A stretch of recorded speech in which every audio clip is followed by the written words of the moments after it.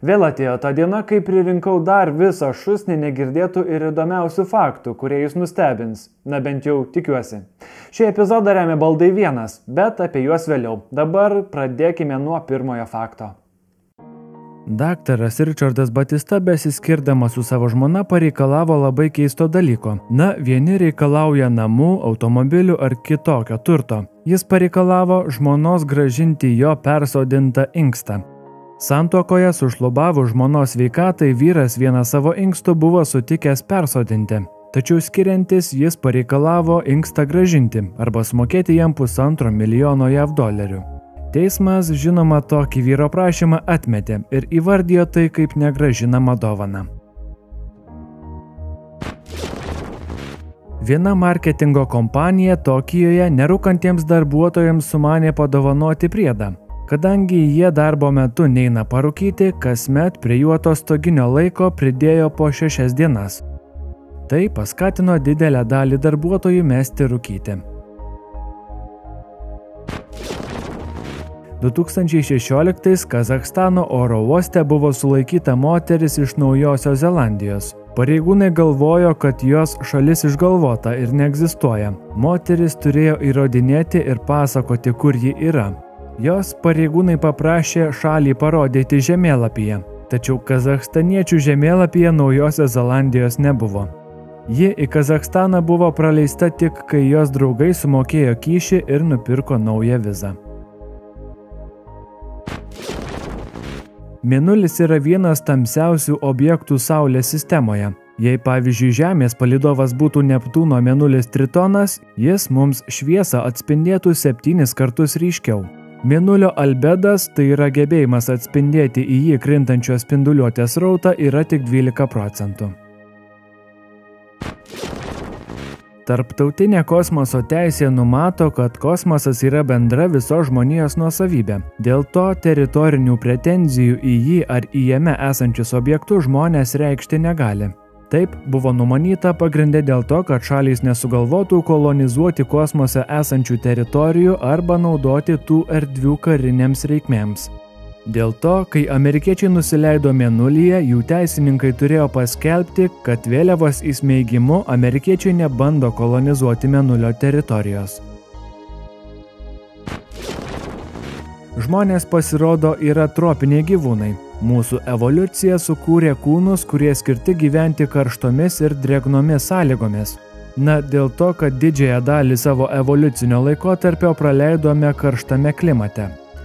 Į šiaurę žmonės emigruoti pradėjo supratę, kaip pasidaryti apsiaustus ir drabužius, pažaboję ugnį ir išmokę susirasti ar pasistatyti šiltą pastogę ar guolį. Ar žinojote, kad per sofos gyvenimo laiką ant jos vidutiniškai yra suvalgoma 1260 valgių? Taip pat ar esate girdėję faktą, kad seniausia archeologų rasta lova buvo sukurta prieš 77 000 metų? Ja žmonės buvo pasigaminę iš nendrių ir žolės. Nežinau, ką jums su šitais faktais daryti, bet galiu pasiūlyti tik daug nuostabių sofų, lovų ir daug kitų visokiausių baldų. Baldai 1 parduotuvėje rasite kokybiškų ir nebrangių baldų visiems kambariams ir net laukui. Įvairiausios spalvų paletės, skirtingi stiliai, medžiagos ir komplektai. Jais puikiai užpildysite svetainę, miegamąjį, virtuvę, vonią, biurą, vaikų kambarius ir terasą. Taip pat jie visoje Lietuvoje siūlo labai greitą pristatymą. Taigi dabar puikiai proga pavasariškai atsinaujinti ir įsigyti tai, ko seniai norėjote. Nes su mano kodu lentyna5 gausite 5% nuolaidą visam krepšeliui. Tai padarykite dabar, nes nuolaida galioja tik iki balandžio 25 dienos. Ačiū, kad išklausėte ir dabar grįžtame į epizodą. 1944 vienas japonų pilotas bandė tapti kamikadze kariu, tačiau jo paraiška buvo atmesta, nes jis turėjo šeimą ir negalėjo vykti į mirties misiją. Tai sužinojusi vyro žmona nuėjo prie upės ir nuskandino save ir jų dvi dukreles, kad vyrų netrukdytų siekti savo karjeros. Po to japonas į kamikadzių karius visgi buvo priimtas, o jo misija buvo sėkminga.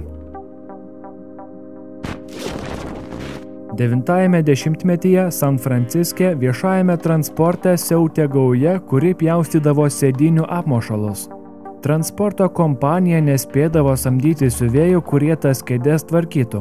Vėliau paaiškėjo, kad toji apmošalus tvarkyti pasamdyta kompanija pati mokėdavo žmonėms, kad šie eitų ir peiliu pjaustytų viešojo transporto kėdes, o šie turėtų užtektinai darbo.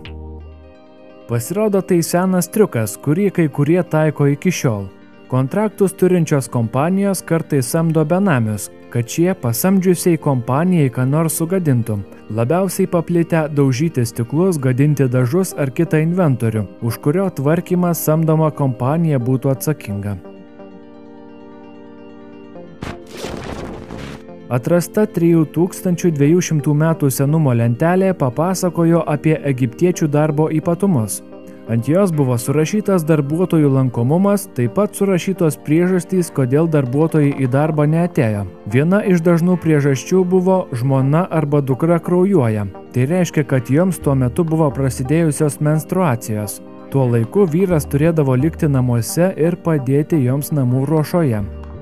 Dar dažnas pasiteisinimas buvo darbuotojų ar jų artimųjų sveikatos negalavimai, numirusių artimųjų balzamavimas ar alaus rauginimas. Tuo metu tai buvo labai svarbus procesas. Paukščių draustinyje gyvena toks erelis vardu Merfis. Jis kažkada buvo sužeistas, todėl negali skraidyti. Dėl to gyvena su darbuotojų priežiūra. Internete jis išpopuliarėjo po to, kai buvo nufilmuotas besirūpinantis akmeniu, mat jo galvoje tai buvo kiaušinis. Jis tą akmenį saugojo ir šildė jau ilgą laiką, tačiau nieko išsiritant taip ir nesulaukė.